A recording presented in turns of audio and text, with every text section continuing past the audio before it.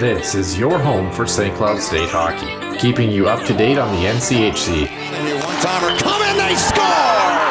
Ripped in! A bomb from Pervix! Women's WCHA. So Dana Rasmussen fires and she scores!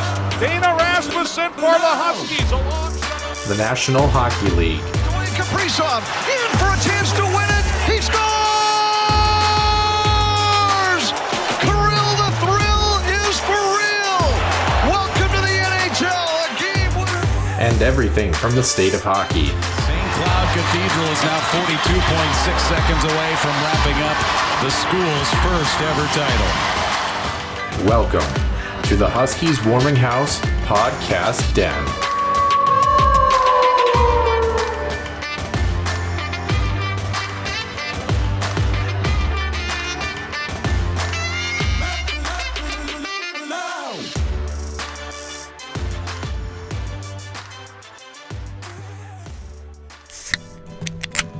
The Huskies Warming House podcast is also brought to you by the Soda Pod, home of NCAA college hockey news and more. Stay wild and up to date with new episodes throughout every week. Find them on Apple Podcasts, YouTube, and other podcast platforms.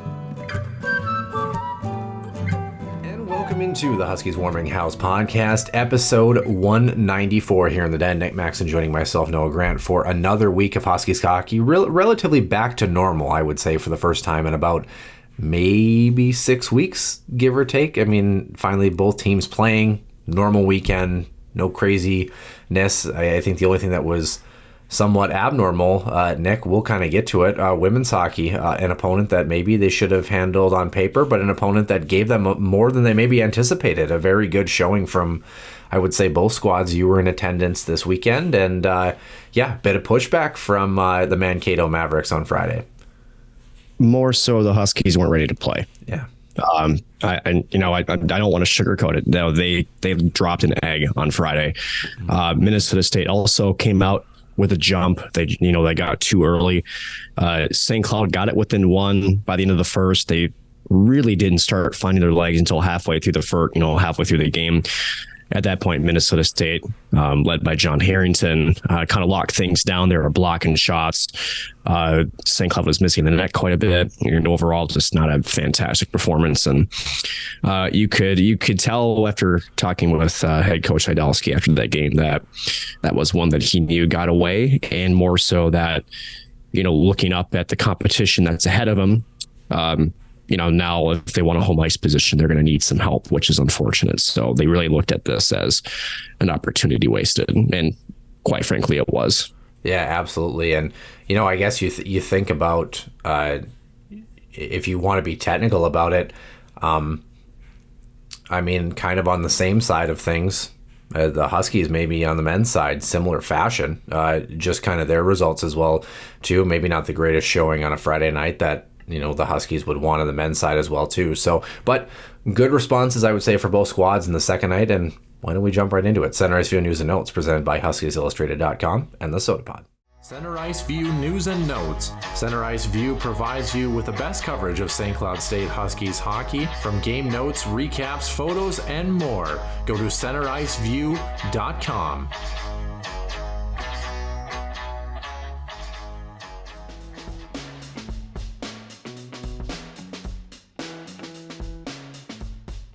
Episode 194, Nick Max and Noah Grant here in the den in the second week-ish of January. Like we mentioned, both teams relatively back to normal for their schedule from here on out for the most part, minus maybe a potential bye week for one of the squads. But other than that, it's basically all hands on deck as you move through usually what is the gauntlet for conference play for both the WCHA and the NCHC. Nick, we're going to start on the women's side, as we usually do on that Friday night and that aforementioned game, and a contest. I should say, we'll start on Friday and then we'll work our way backwards. Why don't we do that? This was a 2-1 hockey game. attendance of just under 300.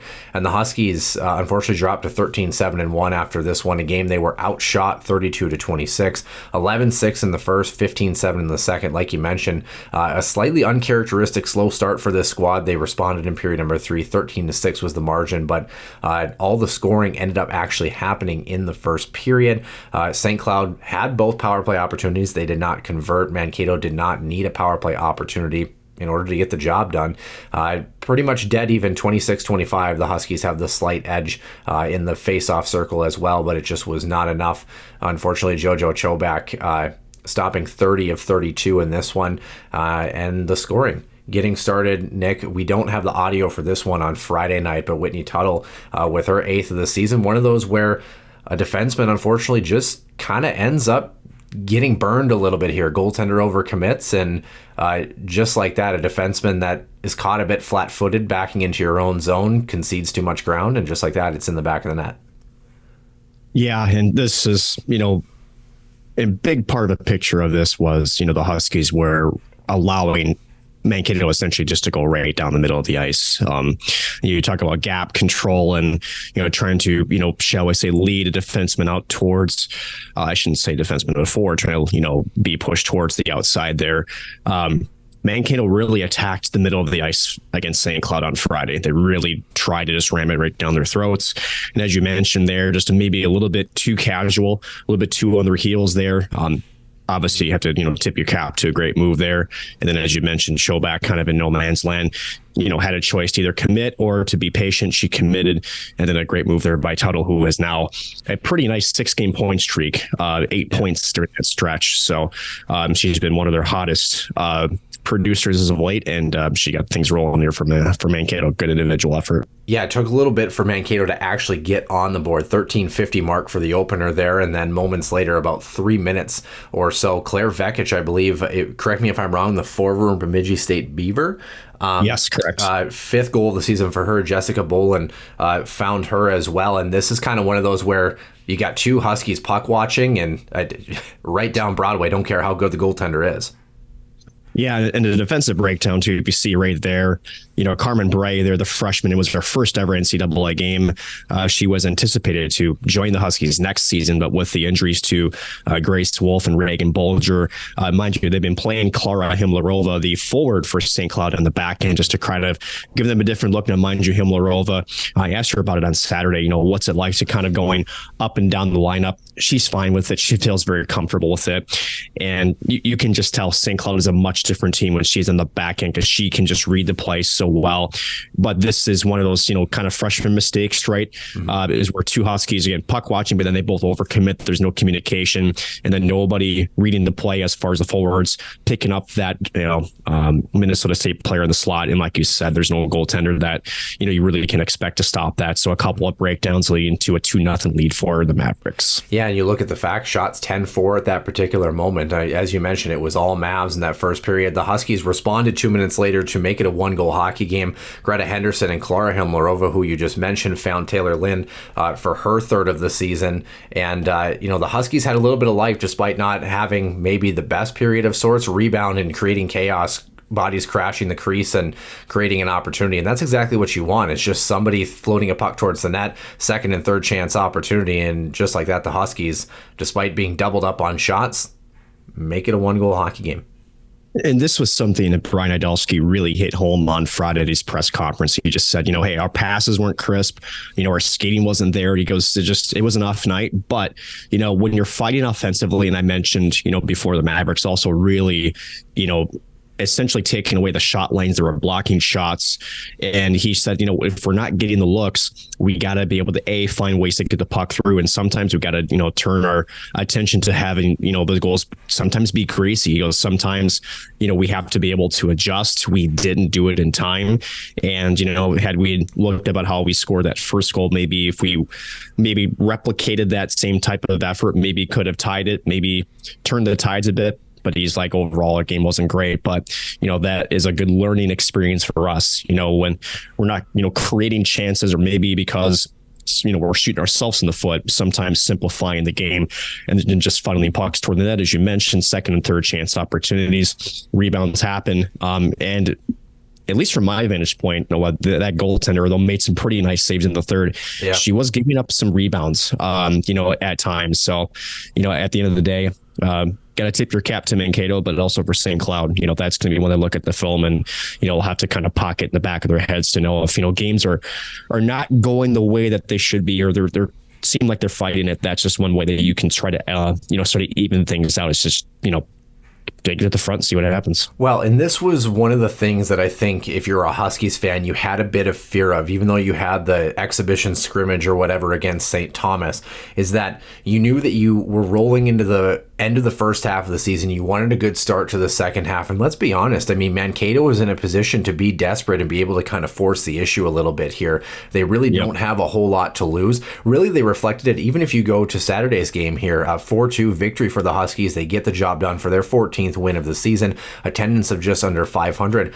They outshot St. Cloud by 10, 11-6 in the first, 14-9 in the second, dead even at 7-all in the third for a 32-22 official total. Both teams don't capitalize. 3 opportunities for the Mavs on the power play. Huskies 0 for 2 on their respective opportunities, but they did dominate in the faceoff dot, 31 for 52.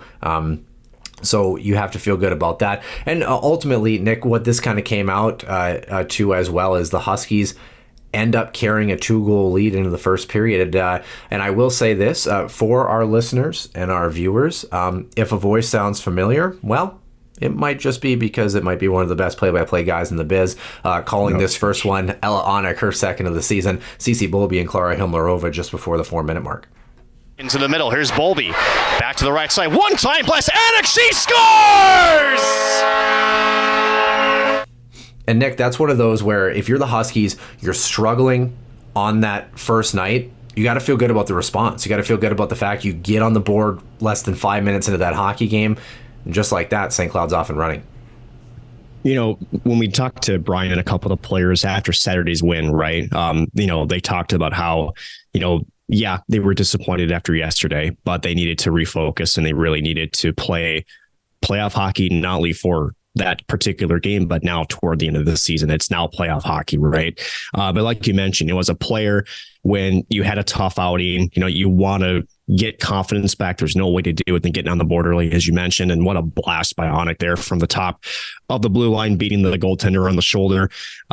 Can't really place it better, but again, it's that simple hockey, right? You get the puck to the net, a good hard shot placed really well, and it beats the goaltender. But as you mentioned, really important to get that first one and to feel like you're in control a little bit. So I feel like that first goal was super important for St. Cloud to get. Yeah, and creating some separation. Taylor Lynn, Clara Himlerova, just after the halfway mark of the period, found Avery Farrell for her 6th of the season. St. Cloud, here's Farrell with Zimmerman. Farrell shoots, scores!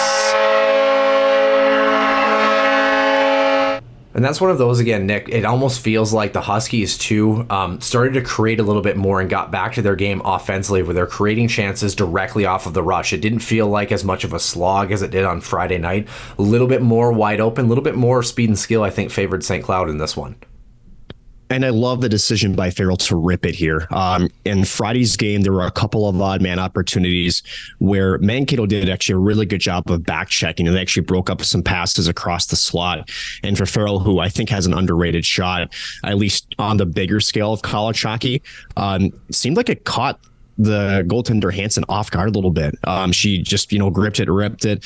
And it felt like the goaltender was really expecting a pass because she was very, sort of off balance there with that reaction. So, but again, things are going well. You rip it, see what happens. And Farrell beat their goaltender clean in a nice 2-0 lead at that point for the Huskies. Yeah, we had to go all the way to the halfway point of the hockey game 10 seconds before. In fact, a little player for the Mavs by the name of Mackenzie Bourgeray. If you're a Huskies fan, that name should ring a lot of bells. The former Husky on the board for the Mavs and made it a 1-goal contest. So there's a shot there from Roski, stick to save, rebound, scores!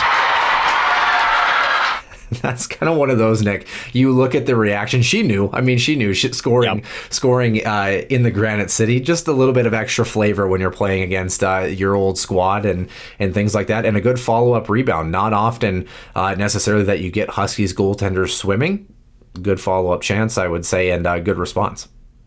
And this is where, if you're watching as a young hockey player, right, And, oftentimes you're thinking, what can I do with the puck? This is a perfect example of where to be positioned without the puck in the offensive zone, right? Chobak, again, normally pretty good at rebound control, pops one out. Borgerie is in a great spot, takes one little dance to the side, pots it in, wide open net. And as you mentioned, she knew it. There was a little bit of flavor, a little bit of emotion throughout the weekend for her, a little pushing and shoving, but, that's to be expected. And as you mentioned, that celebration told you everything, how much that goal meant to her in that moment, and more so to cut the Huskies lead to just one at that point. And the Mavericks suddenly with some momentum in that hockey game. I guess maybe we'd be correct in assuming, I think that would technically be the first Huskies Warming House podcast former guest to score against St. Cloud in show history. That would be. Just throwing that out there. You mentioned how good Whitney Tuttle has been as well, too. She added her 9th of the season just moments later, and just like that, the Mavs tie this one up. Seth counters. Possible numbers here for Minnesota State. Langseth, floating pass, and then a rebound shot, scores! And bit of a defensive breakdown, Nick, but at the same time, what a great play off of the saucer pass on your backhand. That's not an easy read for an attacking forward to be able to elevate that puck over the glove. Perfect redirect. And kind of say what you want about the fact that the Huskies were caught out of position there, but at the same time, that's a goal scorer's goal. That's an extremely tough save to try to make.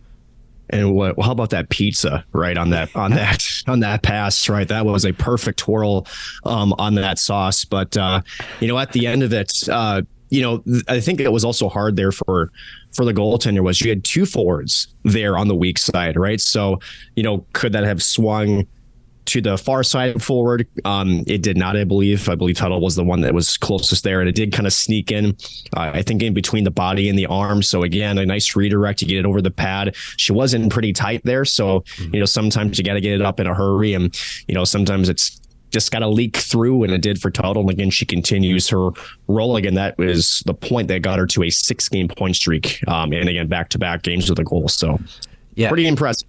Absolutely. And, well, despite being outshot by 5 in the second period, the Huskies had the last laugh at the end of the period in 4-on-4 action. Ella Onik, her second goal of the game and third of the season for the Huskies, put them ahead with just under 2 minutes to play. Looking play as Onik keeps the puck alive with the blue line. Up the whole way and then just wrists one towards the net. And this is one of those, Nick, where camera angle didn't really do it justice, I don't think. But at the same time, what a shot. And I think if you're St. Cloud and you're trying to find some sort of advantage, those are goals that you necessarily don't expect to score up over the blocker side. But at the same time, good things happen when you shoot the puck. I think that's a lesson that we can maybe take out of this, is a puck that maybe shouldn't be at a goaltender necessarily, but ends up finding the back of the net. Well, as you mentioned, the camera angle really doesn't show the traffic that was in front of Haley Hansen there. And you could tell by her reaction when the puck was in her crease, she had no idea that it beat her. She never had a look at it. And, when you, as a defenseman, right, and I think we can go back to the men's side with Vidi Miettinen and how, his shot's always been good, but over the past year or two, he's really tried to figure out and utilize the screen or the player that's in front of him to just sort of, hide the shot and hide where it's going. Not to say that Onik maybe was trying that, but that was definitely part of that shot was, again, picking it up, walking the blue line, going back against the grain. And then, again, goaltender didn't see it, ends up in the top left corner of the net. And just like that, a very important go-ahead goal late in the second. And, Noah, just to add onto this quick, I asked Seidalski about this because you're up 2-0. You feel pretty good.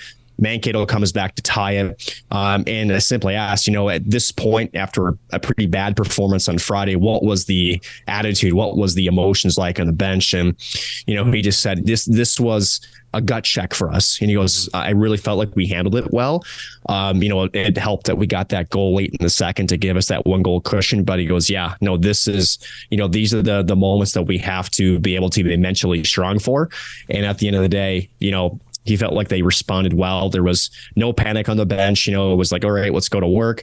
And Huskies, again, getting that all-important go-ahead goal before the start of the third. Yeah, and as you mentioned, ends up being the eventual game winner, nail in the coffin. Halfway through period number 3, Taylor Lynn finds Laura Zimmerman for her 4th of the year. And now emerges back from behind her cage. Pass through to Zimmerman. Here's a breakaway. Zimmerman in, backhand, scores! I mean, what a pass, Nick. And I think on top of that as well, the finish is important just in the sense that in my mind, especially as a left-handed shooter, you're creeping towards the glove side as it is. And in my mind, I'm thinking she's going to shoot this puck blocker side. She's going to shoot. And I think a goaltender, as much as they want to cheat towards the way that she's leaning, they have to respect the fact that the puck is in a presentable position on that blocker side. So then she starts to cheat back towards the blocker side as play gets closer and closer, thinking, oh, she's got to shoot this puck. And that's when essentially she outweights the netminder, and then forehand, backhand upstairs. I think that's a sneakily deft move that people don't really give enough credit for, is that having, one, your feet moving to continue to keep that play and keep the goaltender honest, but then the puck's in a ready shooting position. It's presentable. You can shoot that puck if the goaltender's cheating the opposite direction, but then you have the option to make a move like that, and what a sweet finish. Want to go back to the reception, dude. First of all, Taylor Lind, the forward, making that pass happen. Watching it, I'm not sure if the video quality does it justice. That was not the best presented pass either. It was sort of a rolling puck. So for Laura Zimmerman to be able to cradle that, control it, and then again in stride, be able to pull away. And as you mentioned, I think also with Laura Zimmerman, the book is out on her. She loves to shoot. She's a great offensive player. And as a goaltender, that's something you look at in film, right? You do understand that if this player is coming down, they like to shoot. So that does help. But as you mentioned, when you execute that forehand and backhand, it's a lot about the deception to shoot. And then she pulls it backhand. Then goaltender sort of commits early and then be able to roof that all in stride, essentially with speed. That is a heck of a way to finish a goal. But just a great look, right? Because the Huskies really weren't stretching it. Mankato trapped a lot in the first game. At times, they would also sit back a bit. So to be able to have that vision coming from behind their own net and to be able to just send that through the middle of the ice to make that happen, what a play that was. And as you mentioned, was the nail in the coffin that the Huskies needed to take home the victory in the second night of action. And we'll talk about how important those points were in just a second. 30 of 32 saves, again, for Sonia Hola. Actually, identical numbers for both netminders both nights. Huskies gave up 64 shots this weekend, though, which, not that that's been uncharacteristic, but against teams that have been lower than them in the standings, they've usually had a bit more dominance than what they had this weekend. Speaking of dominance, by the way, Nick, why don't we, first of all, we'll take a look actually at some of the other games that ended up going on this weekend. We started, of course, on Friday, which was our slate to get things rolling here. Duluth, 2-0 victory over Bemidji State. Keep an eye on this one, Huskies fans. You're watching those Bulldogs very closely. The Beavers, to their credit, gave them maybe a tighter contest than they would have expected. And then the other one, Ohio State, 7-0 over the Gophers at Ritter Arena. We go down to Saturday. 6-1 was the final against the Gophers in that one. Duluth as well on the other side, 7-0. Not too much of a contest for Bemidji in night number 2, but and then the other games going on, St. Thomas 7-0 and 5-1. They do lose both nights to the Wisconsin Badgers on Saturday, and then today on Sunday, this time of recording. But I guess to pull out of this before we pay attention to the fact that Duluth got all points available, Minnesota, we talked about how they were going to be kind of that wild card X factor that could really go either way, Nick. Ugh. Yikes. Yeah. It's hard, right? Because, at the same time, was it the similar type of rust that the Huskies faced in night number 1, right? I don't know. Is it a trend after 2 games? We're getting there, but I think next weekend we'll see how they respond, right? I'm not ready to write them off yet, but for as disappointing Friday was for Huskies fans, 13-1 being outscored at your own building, Minnesota, that is not something you see almost ever. So definitely some alarm bells, happening in Gopher Land down there in Ritter Arena. But, again, there's still a lot of hockey left to be played. So we'll see how they respond. They probably will. They're a team that usually when they get beat up a little bit, let's just say that they like to return the favor. So we'll see what happens next week. And I don't think it's a trend yet, but it's definitely a little bit of a concern if you're a Minnesota Gopher fan. Yeah, Gophers travel to the Sanford Center in Bemidji. So an opponent that they should handle on paper, even though the fact that they're on the road. Wisconsin, of course, will travel to Mankato, so keep an eye on that one to see if the Mavs can pull off a bit of an upset. And then one that I think if you're a Huskies fan, you're paying attention to, Duluth traveling to the Buckeyes in Ohio State.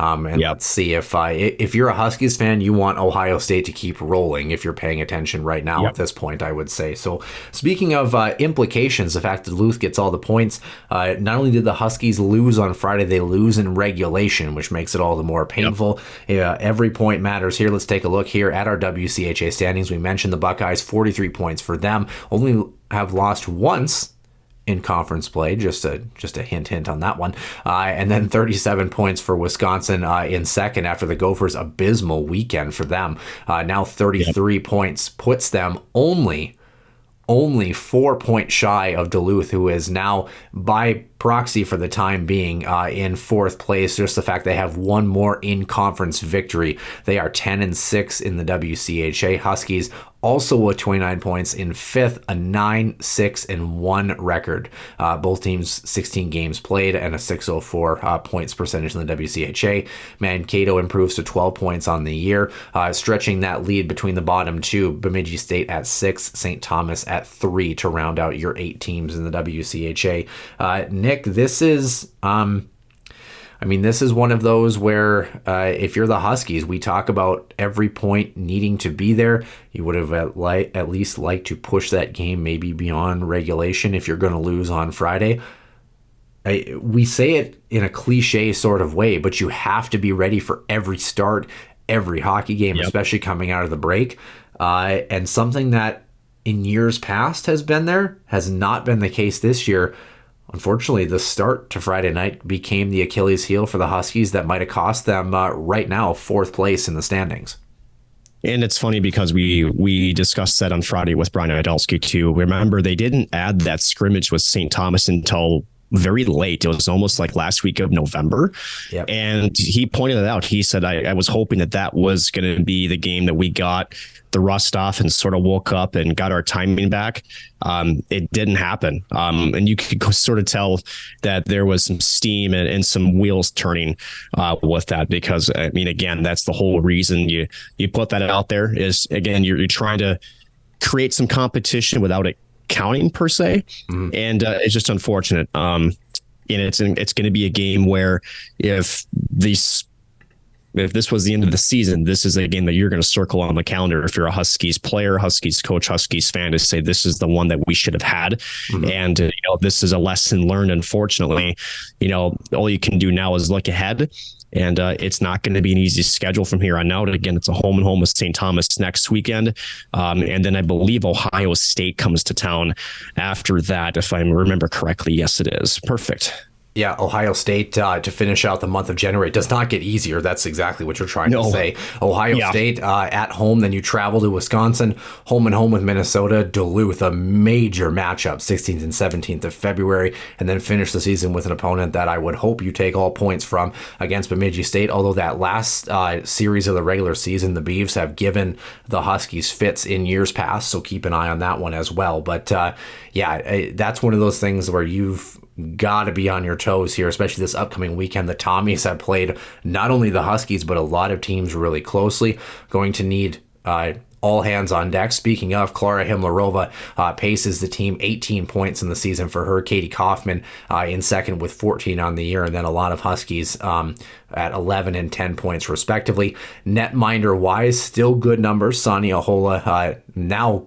inching closer to a 1 GAA at .91, a 9.63 save percentage, and JoJo Chobak a 1.74 goals against and a 9.32 to kind of cap off the statistical spread for the Huskies. But you preview a team in St. Thomas, Nick, coming up next week who didn't have, of course, the greatest showing this weekend against a pretty good opponent. I'm going to imagine this team's going to be chomping at the bit. We've mentioned it so much about this Tommy's team that they just cannot seem to buy any sort of puck luck in a lot of the hockey games that they played in. At some point, that thing changes. And if you're the Huskies, already having dropped this game that maybe you wouldn't have liked to in regulation against Mankato, you don't want to make it 2 weekends in a row where the best you can do is a split. No, and you know darn well that Brian Adolski and their coaching staff is going to hammer Friday's, game and effort home, because again, you can't. Your margin for error now is slim to none. In terms of trying to capture a home ice position, it's kind of like the NFL playoffs where you got to win 2 of 3. You split the first 2, and then not only do you have to win the third game, but you need help. That's sort of what the Huskies feel like they're at, right? It's like we know there's teams that we have to take care of. And again, this is not a slight to St. Thomas, but more that for St. Cloud, again, they need to be able to play to their potential. And if they do, they should have 6 points this weekend. At the end of it, you still have to go out and play the hockey, right? If there's any lesson learned, we will show that hopefully on Friday. And I would expect them to come out with, essentially rockets attached to their skates, because again, they cannot let a Friday to get away from them again, because if it does, that might be all she wrote in terms of trying to prepare for a home ice spot. The teams above them are just that good. You never know, but you kind of feel like again, the mountain just gets higher if that's what happens. Speaking of teams above them, Nick, taking a look, by the way, the Huskies, as you can see at the bottom of the screen right now, they still are sitting at 8th in the pairwise, despite the showing this weekend. Duluth right ahead of them at 7, Wisconsin at 5, the Gophers at 4, and then of course, no surprise, Ohio State leading the pack, as I would say most of us would expect at this point. A very good hockey team nonetheless. But any kind of final thoughts here for the women's team here, Nick, is, maybe not the weekend that they were hoping for, a bit uncharacteristic. They've been flying high for the most part, besides maybe a few bumps in the road here and there this season. First time all year, really, that an opponent below them significantly has given them enough pushback to solve them this year. They got kicked in the mouth. They responded despite being outshot again on Saturday. But at the end of the day, we still got a lot of hockey left. It's gut check time, right? Because, Minnesota State came out, they executed a game plan, and St. Cloud, for whatever reason, they just weren't ready to play on Friday. You just cannot have that the rest of the year. You just can't. So the good news there is that you can look in the mirror and say, we can be better. We know we are better. And so, is it easily fixable? Yeah, it's a mentality shift. But as I think with the transition of this hockey club, over the past year and a half under Idalski, it's now the mental strength now, which is going to be the biggest thing they're going to have to sort of hunker down on, right? You're going to have a short-term memory in terms of you got to put it behind you, right? But also, learn and take from what it was, right? So at the end of it, if they do that, this should be fine. But again, at the end of it, it's still, I think we have to kind of take ourselves back to right now. A year and a half ago, we would have only dreamed that, we would essentially be neck and neck for a whole ice position in the WCHA. So at the end of it, they're still in a really good spot. So we'll just have to see how this ride goes, but I think they'll be fine. Well, it's good that we have this type of expectation. It shows the type of year that this women's team has had. Obviously, you don't want it to happen against any opponent, but any of the opponents below you, St. Thomas, Mankato, as we've found out, Bemidji as well, you don't want it to happen there. Really can't have it happen against Duluth or Minnesota at this point if you kind of want to sniff at climbing up the rankings a little bit. Ohio State and Wisconsin, two very good teams, as they've shown. They've been relatively the stronger squads for most of the year, where it's kind of become a two-horse race for first place right now. I think Minnesota, even though we've got a lot of hockey left, the points differential is quite a big spread. So I would say that our top two are set in stone, but not quite set, depending on if the Badgers can start to go on a tear and if the Buckeyes falter at any point. Speaking of faltering at any point, how about we move over to the men's side here? The St. Cloud State and the men's team, their first loss in conference action in regulation this season. If you want to be technical about it, going back to the shootout loss in Omaha, technically a 2-game losing streak, if you want to be technical about such things. But with that being said, this was a team that I don't know if they weren't necessarily ready to play. The first period was just fine. Shots were 9-7 in favor of the Huskies, and St. Cloud will show this clip here. This one is the only one that we have on the men's side that doesn't have any sound for us, but it's on the board here for the Huskies.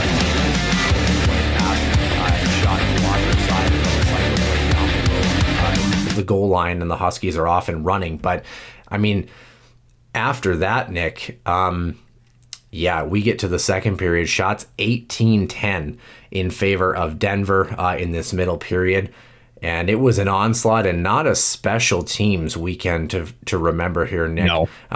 We do have sound for the rest of these one. Minute 39 in, Massimo Rizzo tied Denver up, and they didn't look back. So good this season. Denver, though. Good chance in front again. Devine crashing in. Rizzo there to clean up and finish.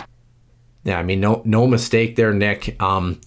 Kind of blown coverage in front of the net. I mean, I know it's a penalty kill, but you leave the weak side guy all alone. You've got to commit either to the guy on the weak side or the guy in the middle of the ice. Ends up being kind of a broken play that kicks out to the middle of the ice, and just like that, Denver makes it 1-0. We'll kind of recap these, I think, kind of in aggregate, just because of how much of an onslaught it was. Jared Wright, just a minute later, this one, of course, was at even strength, made it 2-1 in favor of the Piles. Devine now. Ashcroft shot wide. Jared Wright in front. They don't come easier than that. And that's one of those where if you're the Huskies, it's hard mentally to bounce back from that one. Puck gets shot off the glass, comes off the end wall. Players standing right there to smack it home off the weak side. Nothing you can really do there, but when it's a 1-0 game and then suddenly the lead doubles, that one's kind of a dagger, so that one always, of course, hurts. Rizzo with his second of the night. This one also at even strength just after the halfway point, made it 3-1 Denver. Devine, Rizzo able to pick it up across to Webster. Back to Rizzo in the back of the net. Second of the night for Massimo Rizzo. Don't know if that's one a netminder wants back, Nick. A shot in the slot across the grain glove side. Dominic Bassi, of course, pretty much kind of got shelled in this second period. Is that one that you look at a goaltender and you say maybe you should have that one defenseman challenging the play, or is that just a good shot from a good shooter? Could be a bit of both, honestly. I think if Bassi, I think he's got a clean look at that. I think he feels like he probably should have had at least a piece of that. But let's not mistake who's shooting that puck, right? Yeah. Sometimes a puck just beats a goaltender, whether it's just a perfect placement or just whizzes right past you because it's just that hard. Sometimes you have to tip your cap to a heck of a goal scorer. And I think I think Bassi would want to have it, but also let's understand who's making that shot. So tough call. Yeah, absolutely. Rieger Lorenz, shorthanded. This one really burned if you're a Huskies fan. You're within 2. You're getting into the waning moments of the period, and instead it's 4-1. Shorthanded goals this season. They'll play it in front. Rieger Lorenz down to finish. I mean, breakdown and coverage, the last thing you want on a power play is to give up a goal. And then to cap off the period, another power play goal for Denver with just 4 seconds remaining. Tristan Brose tallying the primary assist on that one. I don't have that one clipped, unfortunately. Didn't really make much of a difference. Huskies outshot 12-11 in the third for a 37-30 advantage for Denver, who went 2 for 5 on the power play. Huskies 0 for 4 on their opportunities. Matt Davis stopped 29 of 30 on the other side for Denver. And just like that, in front of a crowd of just under 6,400, Denver able to hand the Huskies their first regulation loss in conference play. And Nick, this is a team that really hasn't been getting into a bunch of special teams kind of juggernaut battles here and there, and all of a sudden it just kind of collapsed both on the penalty kill and on the power play, giving up a shorty. I know we talked about the non-conference result for the Huskies and some of those games that kind of went by the wayside, especially maybe that second period in Mankato early on in the season. Yep. Boy, that's a period that absolutely stings, giving up 5 straight in the middle frame. It kind of makes me think a little bit of, was it last year, I want to say? I can't remember if it was last year or 2 years ago. I think it was last year. Miami end up off of a major penalty. Miami gets 3 straight, and just like that, the Redhawks never look back. We'll talk about them this weekend, by the way, too. But yeah, just kind of a painful one for the Huskies, who really did not play the game bad in the first period. Got off to the lead, and then it really broke down, and 5-1 is really hard to come back from. Yeah, and you get the sense too that because St. Cloud is maybe kind of seen themselves as invisible in the NCHC, a little bit of adversity there, 2 quick ones, that's in between the ears in my perspective. You have to be able to reset, and it's not like you're bleeding. It's not like it's damage control, but you have to understand, okay, yep, 2 quick ones. That's not great, but let's get back to it. Let's keep our heads up. Let's play the game the right way. And it's the simple mistakes, right? It's, like you said, breakdown and coverage. And as you mentioned, that one, the shorthanded goal, those always are a killer. It doesn't matter if you're ahead or behind, but just capping off really was the tip of the iceberg of that hockey game. And St. Cloud, kind of like the women's side, this was a real mental gut check for them on this weekend. And yeah, just not a great result. But again, you're looking for the response, and I'm sure we'll touch on game number 2, which was much better. Was much better. Still, we're going to talk about the special teams. 6,200 was the attendance in this one. The Huskies win 5-4 in a shootout. This was a game mentally, like you kind of alluded to, though, Nick. I think they were much better in terms of responding each time in this game. And they also carried a lead for the majority of this hockey game. In fact, if memory serves, they did not trail in this hockey game. So, again, they trailed early on in the hockey game and then did not trail after period number 1, I should say. But this was a game where St. Cloud played much tighter in terms of the back and forth action. Like I mentioned, they do give up 3 power play goals on 7 opportunities for Denver. So discipline, obviously a big factor, did not capitalize on 3 power play chances of their own. Shots 37-34 in favor of the Pioneers, who had a 14-11 margin in the first, 15-5 in the second. So a good response again in the middle period, the period of the long change. As we'll see, Denver tallied 3 goals in that middle frame. And then 18-3, the Huskies woke up. I don't know what Brett Larson said in between the second and third period. Nobody ended up tallying goals in that final frame, of course, or in overtime. Shots 5-0 for Denver, who was all over the Huskies. The Huskies were very fortunate to get to a shootout. We'll talk about a save from Isaac Posh as well in this one. But we start not very early on, after the halfway point of period number 1. Jack Devine, his 18th of the season, had the Pios ahead in this one. Here's Shai William, nice move around Hall, comes in deep, in front, score! Jack Devine, number 18, 1-0. Gorgeous setup as Shai William took the feed from Webster, spun away from Hall, drove the net. And that's one of those that's difficult, Nick, just from the sense of, you get a broken play, puck stays in the zone along the half wall, and just like that, defensemen are scrambling to get back. Guys doing everything they can to kind of try to stay in. I think it was Mason Reiners who was trying to come back defensively, laying down, and game of inches on that one. A good backdoor tap in there. Is that one of those that you kind of just chalk up to, an unfortunate bounce, puck stays in, or maybe the old adage of puck's got to get out of the zone? I think 2 things. Puck's got to get out, 1. And number 2, when we look back at the 2021 run to the national championship game, Noah, breakdowns are going to happen, right? And that's the thing, is you have to be able to sort things out. St. Cloud State did not do a very good job of sorting things out here. If you just went back to that clip, 3 players are high in the zone. So when the defenseman turned around, right, Barrett Hall gets burned. All he had was open ice in front of him. And then Mason Reiners, I think if you're Brett Larson, Dave Shayak, instead of laying down, you got to tie your man up, right? You like to stay on your feet in that situation. And just the way the game is played now, players can thread the needle, they can get it through. And at the end of the day, you're putting your goaltender kind of in no man's land too. So at the end of it, I think it's both. I think the puck's got to get out, but if it does take a bounce, communicate, you got to shout out, and then you got to be much better at sort of just resetting your structure in the defensive end to kind of prevent an easier rush to the net, which led to that goal there for the Pios. Credit St. Cloud, though. They responded. 2 goals in the final minute of period number 1. Josh Lidke, only his 2nd of the season. Dylan Anhorn, defensive partner, tallies an assist. Kyler Kupka also helping out on this one as well. Blocker save made. Long rebound to Anhorn. One-timer of Lidke, and he scores. Not sure if it was tipped, but a big slap shot from Lidke. Licky let it go, and it went right over the right shoulder of Matt Davis. Screened in front. Not sure if he ever saw it.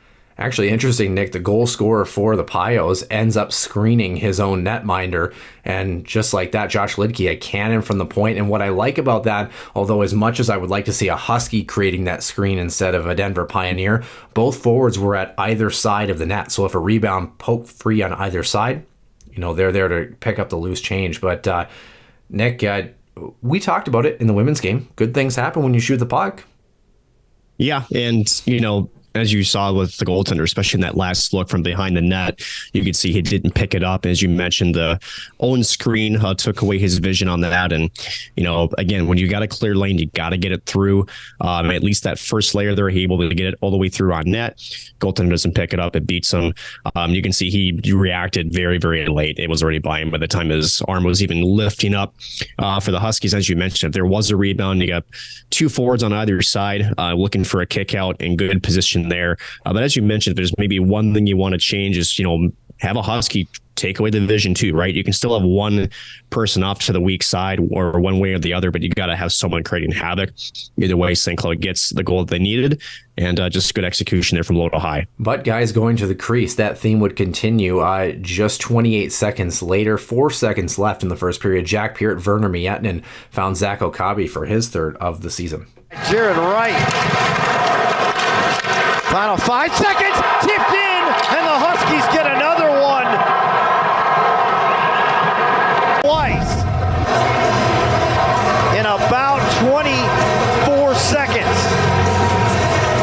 And this time it was Zach Okabe finding the puck in front.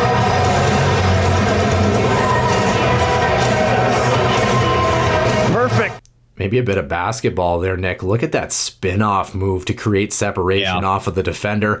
Guys just throwing a puck towards the net, going to the blue paint, and I think that might honestly have been my favorite goal of the weekend. I just love the workman-like type effort. You create a cycle play, you establish zone time, and you've got guys going to the net. The other forward is tying up a defender on the front side of that post. Just like that, the Huskies suddenly have life and carry a 2-1 lead into the locker room.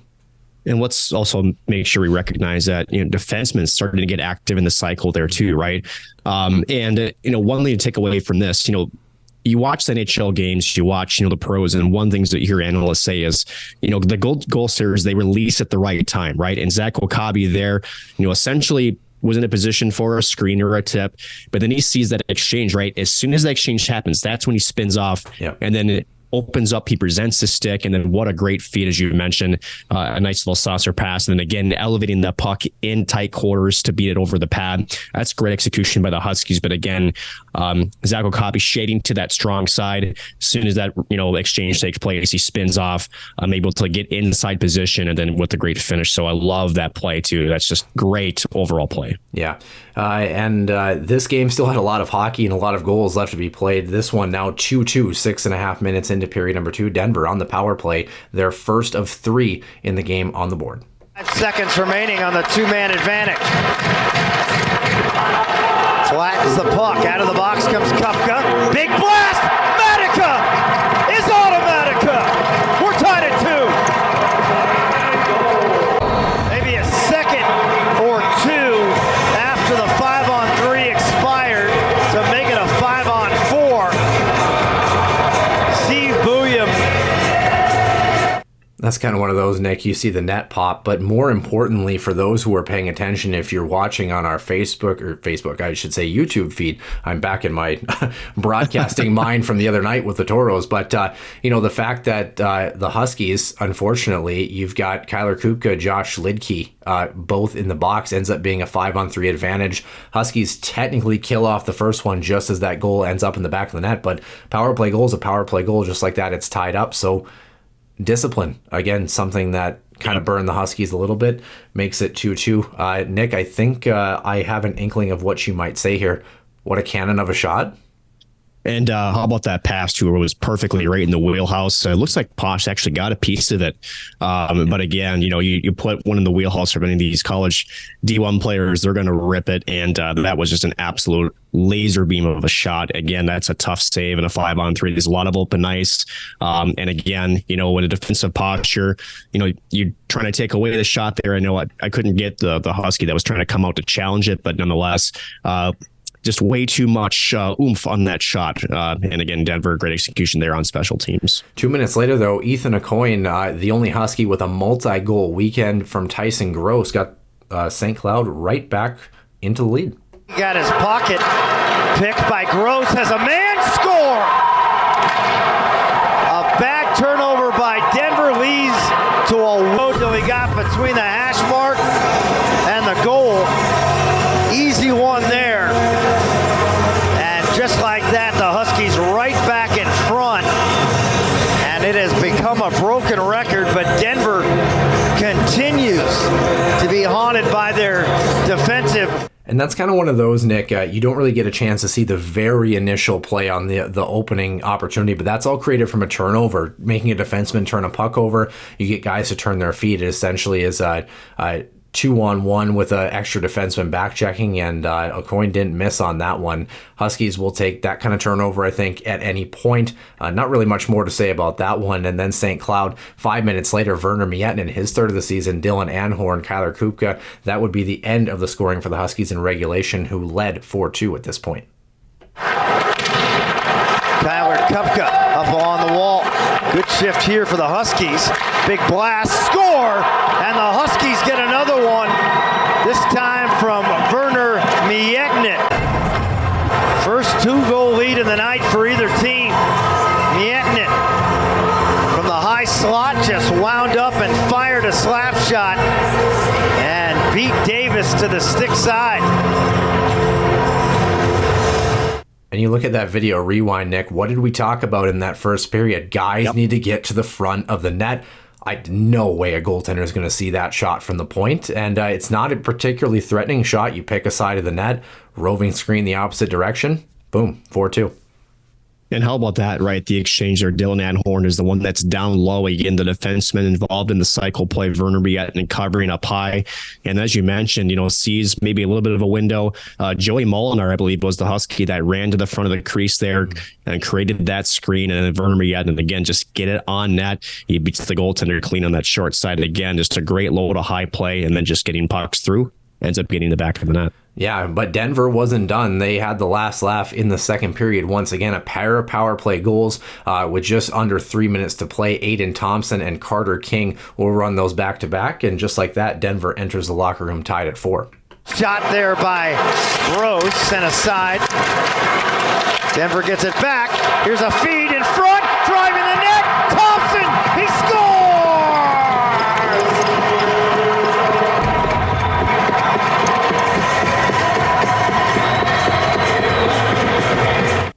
Yeah, bit of a defensive breakdown on that first one, Nick. You're on the kill. Everybody's looking to the strong side. Play comes to the weak side. Everybody panics, tries to recover. Well, where does the play end up going? Back to the trailer on the weak side, backdoor tap in there. And then just like that, Denver, they weren't done. Made it 4-4. Booyah chases it down. Centering pass.